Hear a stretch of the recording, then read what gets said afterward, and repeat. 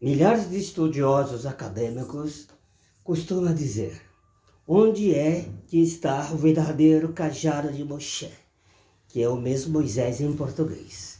Segundo as tradições judaicas, costumam dizer que esse cajado de Moshe é mais antigo do que o próprio Moshe, Moisés em português. Mas como assim? Segundo essa tradição, que o eterno, o grande arquiteto do universo, Yehová, Yud-He, Vav-He, que ele deu esse cajado para Adão, lá no Éden, no ponto de partida, e posteriormente esse mesmo cajado foi para a mão de Enoque. E das mãos de Enoque, esse mesmo cajado foi para as mãos de Noé, e depois de Noé, o mesmo cajado foi para a mão de Sem, o seu filho. Depois o cajado foi para a mão de Abraão, Isaac, Jacó. E o José do Egito, o filho de Jacó. E também esse cajado, posteriormente, foi parar na mão de quem? De Jetro. Nada mais, nada menos, o sogro de Moshe, Moisés, Jetro, que era o sacerdote de Midian. E segundo essa história judaica, esse cajado de Moshe, que o Jetro, o sogro de Moisés, teve acesso, que esse cajado era super pesado, que um homem normal não conseguia levantar o cajado. Mas na mão da pessoa certa, o cajado ficava leve. Interessante, se o Jetro era sacerdote de Midian, por que ele não fez uso do cajado? Interessante, né? O que ele fez com o cajado?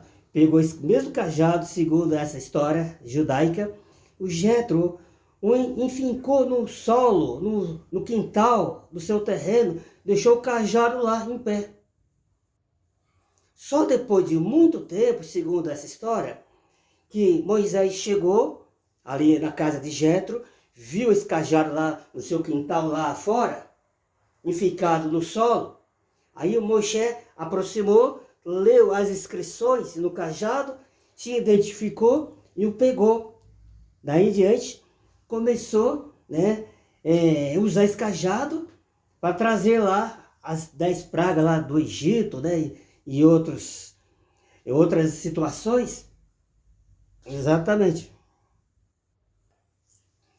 Mas seguindo, muitos estudiosos costumam dizer que essa história dessa tradição judaica não consta no grande Torá nem no Tanakh, que são escrituras hebraico-aramaica conhecido como Velho Testamento.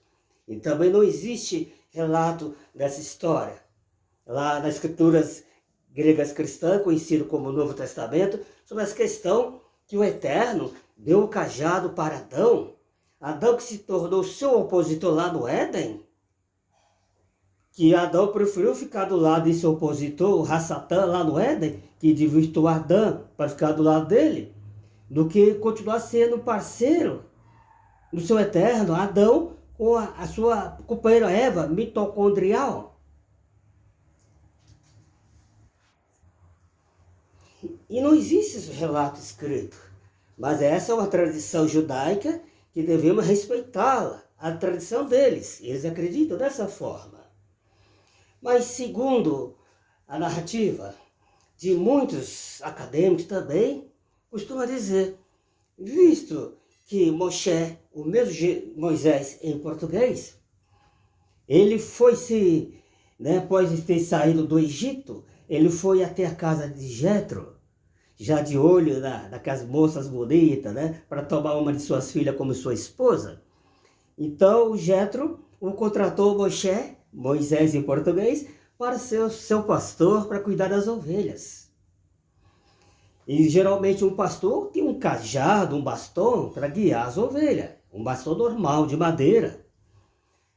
E visto que numa ocasião Moisés foi a um monte para cuidar daquelas ovelhas, de repente, do nada assim, ele viu um arbusto, uma salsa lá, ou se salsa ardente, algumas versões falam, salsa ardente, o arbusto pegando fogo e não o consumia. Então ele ouviu a voz do Eterno.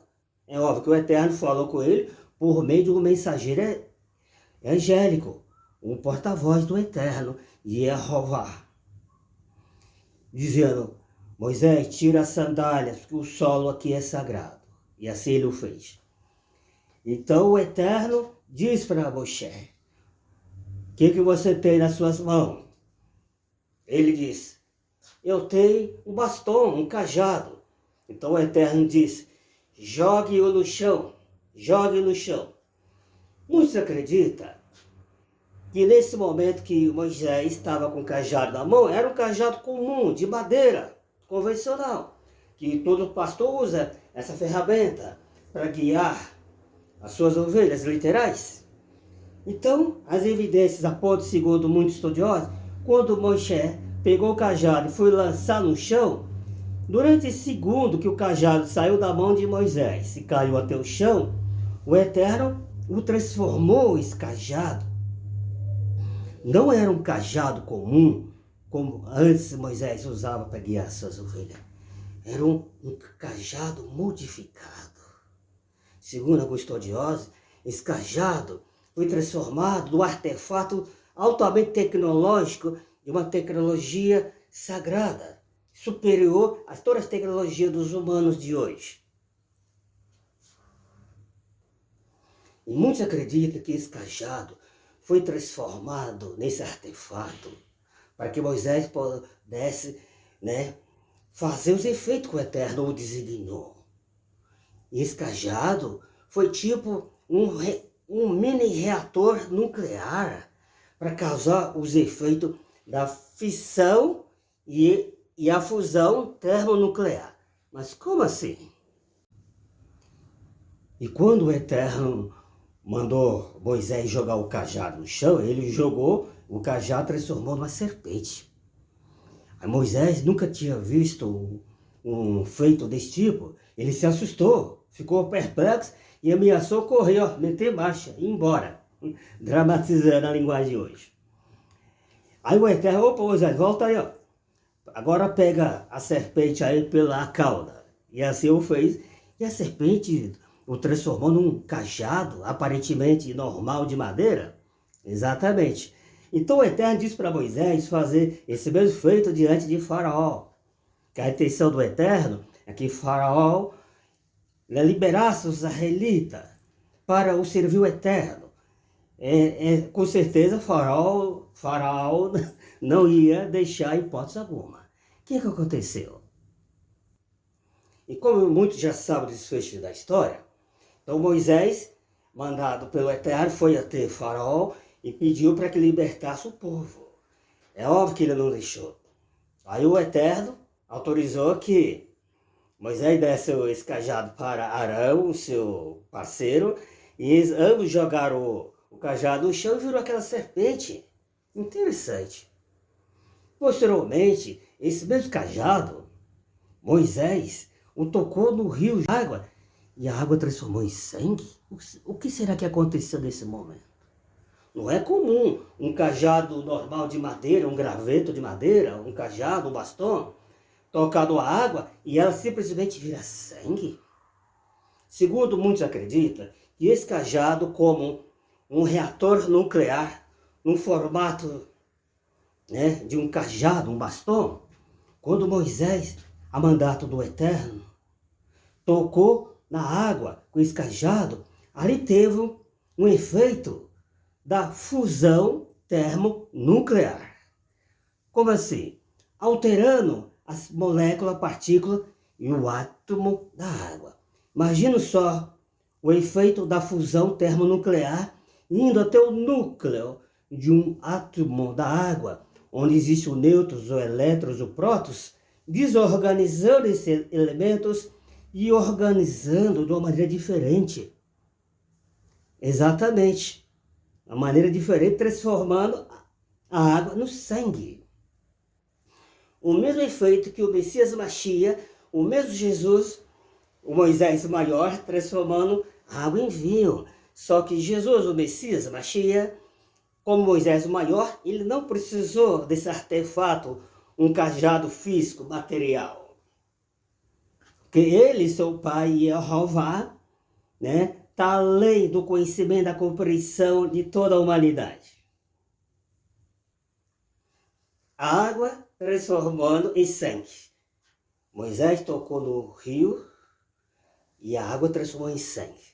Certamente, posteriormente, Moisés tocou o cajado na água de novo e o sangue virou água. Né? Aquele sangue do rio, dos baldes, né? Das tigelas, das taças, do copo do pessoal lá do Egito, que era sangue, transformou água de novo. E esse cajado causando efeitos sobrenaturais. Efeitos que não era normal. Numa ocasião, Moisés tocou com esse cajado numa grande rocha, alterando a estrutura celular da rocha, e a rocha se abriu e a água saiu, trazendo, né, moscões. Muitos acreditam que ele multiplicou a quantidade de mosca ali da região, virou milhares de moscões, rãs, né, que alguns conhecem como sapos, né, para essas 10 pragas para lá para o Egito, para ver se o faraó liberasse o povo. Interessante também, quando Moisés estava guiando os israelitas, os milhares de israelitas, até ali o Mar Vermelho, o Eterno pediu para que seu parceiro Moisés pegasse o cajado e tocasse na água, no Mar Vermelho, e a água simplesmente, abriu. Interessante. O cajado sendo usado como um reator nuclear, causando o efeito da fusão e a fissão termonuclear. Exatamente. Muitos perguntam, onde é que está o cajado de Moisés hoje? Interessante, né? Visto que existe um relato que pós a morte de Moisés, ali no Monte de Moriá, que posteriormente esse opositor chamado Hassatã aproximou do corpo de Moisés. Provavelmente o cajado estava com Moisés, embora que as escrituras hebraico-aramaica, o Taná, não fala que quando Moisés morreu, o cajado estava do seu lado, não fala. Mas não é necessário. E se for escrever nos mínimos detalhes tudo que era necessário, esse mundo não conteria de tantos livros, de tantas páginas, de tantos rolos. Assim está escrito. Então, Moisés morreu. O Hassatã se aproximou de Moisés para pegar o seu corpo. E muitas pessoas dizem, onde é que está o cajado de Moisés hoje? E visto que Moisés morreu, e certamente seu cajado estava ali, né, recapitulando aqui, então esse Hassatã aproximando ali, querendo tomar o corpo de Moisés para si, provavelmente, não sei, para usá-lo, esse corpo, tipo um ídolo, para atrair os israelitas a acreditar que Moisés é um semideus, que o poder viria do próprio Moisés e não do seu pai, o Eterno. Então, ali apareceu Miguel, o anjo renomado, um dos principais, veio para censurar esse opositor, dizendo para esse opositor que Jeová te censura, te repreende. Na linguagem de hoje, pediu para esse opositor, rala, vaza, mete marcha, vai embora. Estou dramatizando, viu, pessoal? Então, as evidências apontam que esse anjo que estava lá, que censurou esse opositor, o anjo Miguel, as evidências apontam que é o mesmo Jesus em Mashiach, o Messias, é o mesmo Jesus.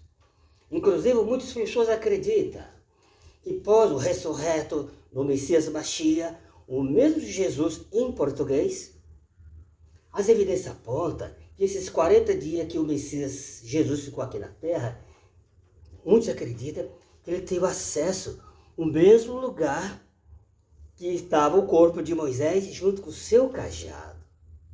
Exatamente. Mas como assim?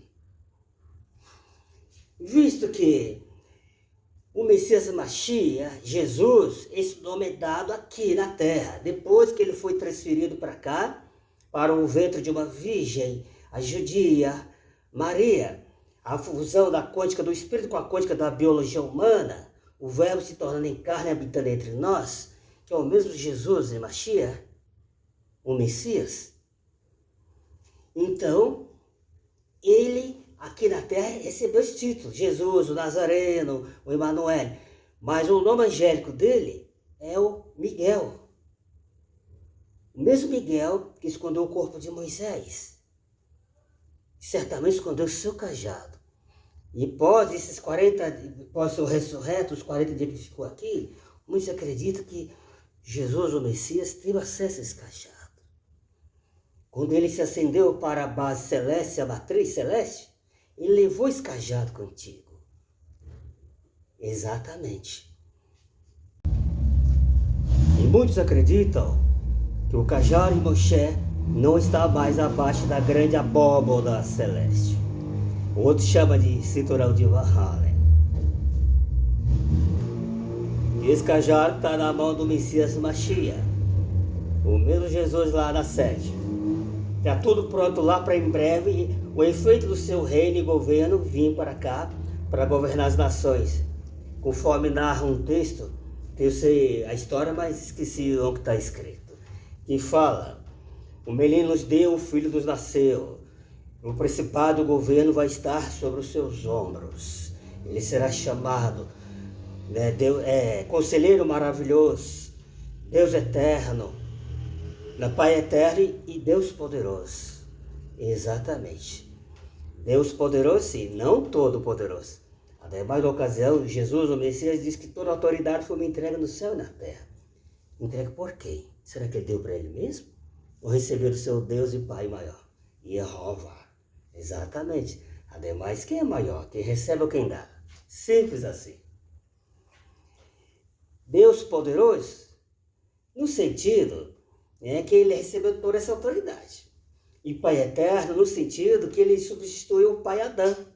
Visto que Adão perdeu a chance de continuar sendo o pai da raça humana, o Pai eterno, e todas as evidências apontam, se Adão e a Eva mitocondrial não tivessem desobedecido o seu superior, as evidências apontam que Adão estaria vivo hoje. É como um rei, um príncipe, um rei mundial, um rei humano. O Eterno passaria as informações para Adão, e Adão passaria para os seus príncipes aqui. E hoje o planeta já era um lar paradisíaco. Os humanos não conheceriam a guerra, a morte, essas diferenças raciais e diferença entre trabalho, saúde, e conhecimento. E hoje os humanos tinham igualdade na área da educação, do trabalho e da saúde, exatamente.